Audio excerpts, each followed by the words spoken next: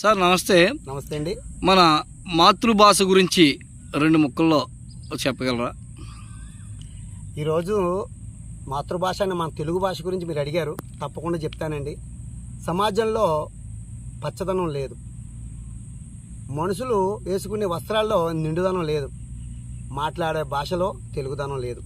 తెలుగు భాషకి నేటి పరిస్థితి బ్రతకాలంటే తినాలి, తిండి కోసమే బ్రతకూడదు.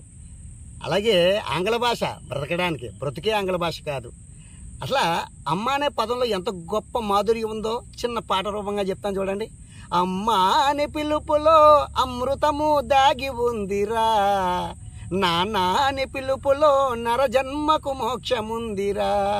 అమ్మ నాన్నలంటేనే హరిహరులని అంటారు, అమ్మ నాన్నలెన్నడూ విడువకురా, హరినామం నిదురనైన మరువకురా. అచ్చ తెలుగు సోదరా అంధకారంలో పడకురా, ఆంగ్ల భాష వద్దురా, అమ్మ భాష ముద్దురా, అదే మోక్ష మార్గమురా.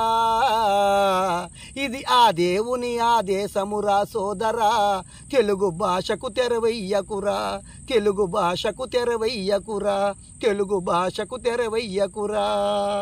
ఇది తెలుగు భాష గొప్పతనమండి. అమ్మ అనే పిలుపు ఎంత మాధుర్యమైనదో, ఎంత మధురమైనదో తెలుసుకుంటే ఆ జన్మ చరితార్థం అవుతుందండి. అమ్మ అని పిలిస్తే మీ ఇంట్లో ఉన్న అమ్మ పలకకపోయినా ఆ జగన్మాత వింటుంది. మీ ఇల్లుని, మీ ఇంటిని, మీ పరిసరాలని శుభదాయకంగా చేకూరుస్తుంది. జై జగన్మాత, జై తెలుగు మాత, జై గురుదత్త.